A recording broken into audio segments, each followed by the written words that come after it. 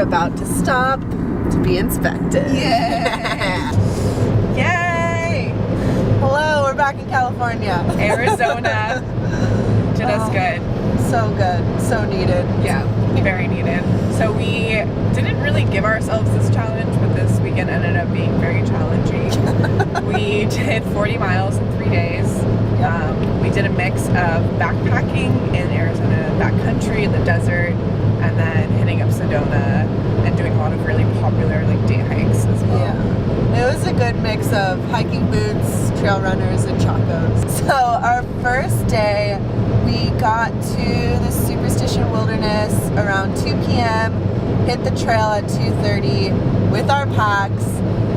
Probably upwards of 90 degrees. For sure upwards of 90 degrees. Yeah, it was like 95. We had day one, we were backpacking 7 miles into White Rock Springs campsite via Dutchman's Trail. Oh, but we did Black Mesa Trail. We'll link the route in blog post. After trekking through 7 miles of pretty harsh backcountry, desert, hilly, no water, no shade, no shade, we were able to reach our campsite and set up camp, and we were both pretty exhausted at the end of the day, and we were going to like this little puddle of water that looked really disgusting, to be honest, to filter it because that was the only water that we had access to, and we just like were kind of talking about how tired we were, but then we realized that the only task we had to complete that night was filtering water and making food and going to bed.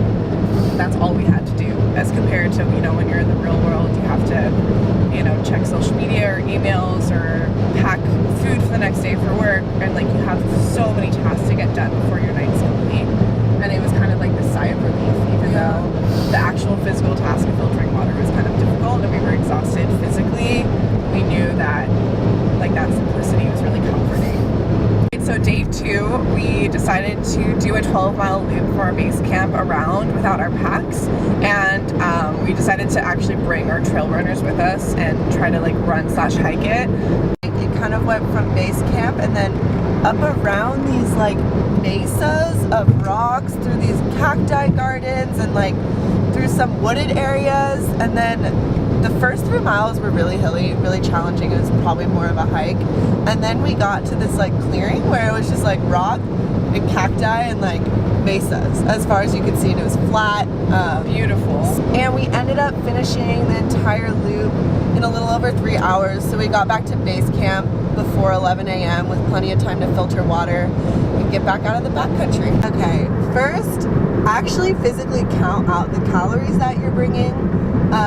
You want to be having like between 3,500 and 4,000 at least when you're backpacking. You're expending so much energy, and also in case anything happens, like you want to have extra.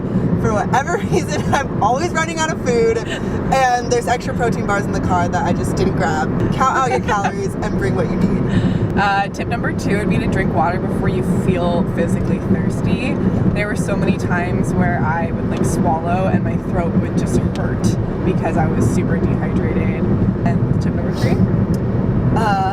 Tip number 3 is bring so many forms of sun protection. Sunscreen, hat, like bandana. Lip balm. Yes, lip balm. Our lips are so chapped right now. Very chapped still. But yeah, I mean, you want to have clothes that could potentially like protect your skin from the sun, as well as like sports bras if you're comfortable hiking in that. Insert a video of Katie wearing her shirt as that. Katie living her best life. We're just trying to survive out here. But honestly, it works so well for ear, neck protection. Oh, so beautiful. But yeah, you want to have, even if it's upwards of 90, you want to have a long sleeve to put on just in case like your skin can't take it anymore. Yeah. Okay, so the 4 hikes that we set out to do on Sunday morning were Devil's Bridge for sunrise, the Birthing Cave, the 7 Sacred Pools, and then Cathedral Rock at sunset. Yeah. We did a quick hike up to the 7 Sacred Pools, and when we got up there, we were kind of looking around for them for a while, and we found them, and they're just like these little pools of water that go down. And it's just surrounded by all these mesas, and at first, like, it was honestly a little bit underwhelming. There wasn't that much water, but it was still a really cool area.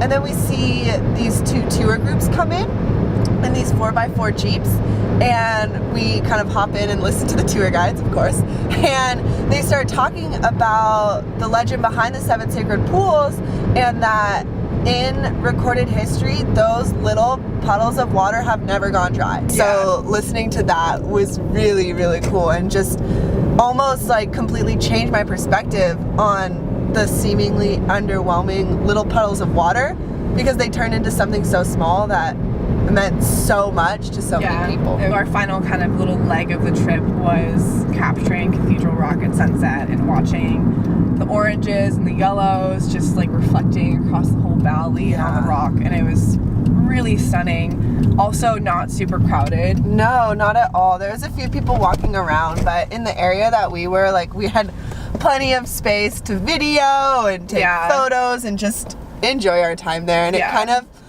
it was super bittersweet moment because it was so beautiful, but it was our last, like, we knew we kind of had to head back today.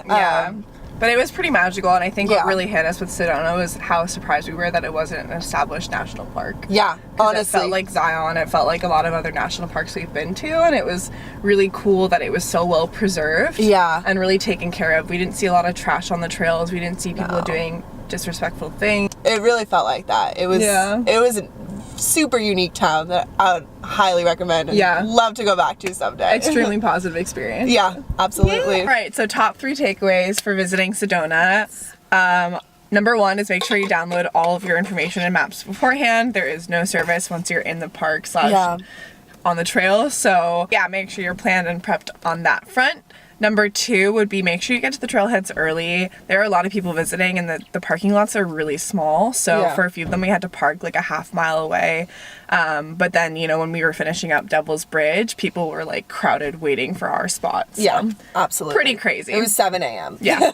So. Also, along those lines, make sure you plan out your day. Would be our 3rd takeaway, because we were lucky in that we did have it planned out, so we were able to get a lot done. If you don't have it planned out, it might be a little tricky because, as Alex said, the parking lots get kind of full, and the town was like a little trafficy at 3 p.m. Yeah. But you really can get so much done. It's not that big of an area. Squeeze a lot in. You like it. All right, guys, thanks for watching.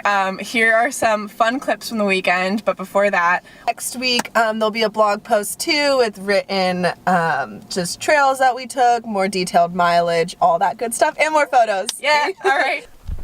Katie, what's going on with your legs? I'm chafing. Jump and do a high five. Should we move these in front more so we don't like we have room? Oh, where are we gonna go? Okay.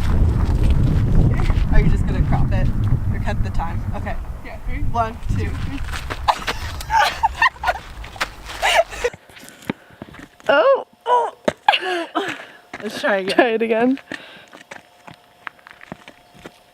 I'm gonna try one more time.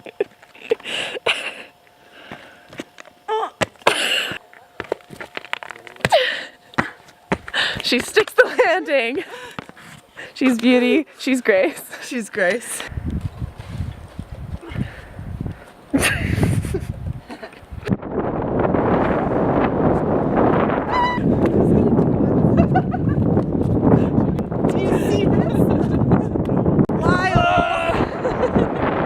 All right, that wraps up our Arizona-Sedona trip. 40 miles in 3 days, some of them backcountry with a 30-pound pack, some of them in Chacos, so quite a 3 days. Bye. Bye.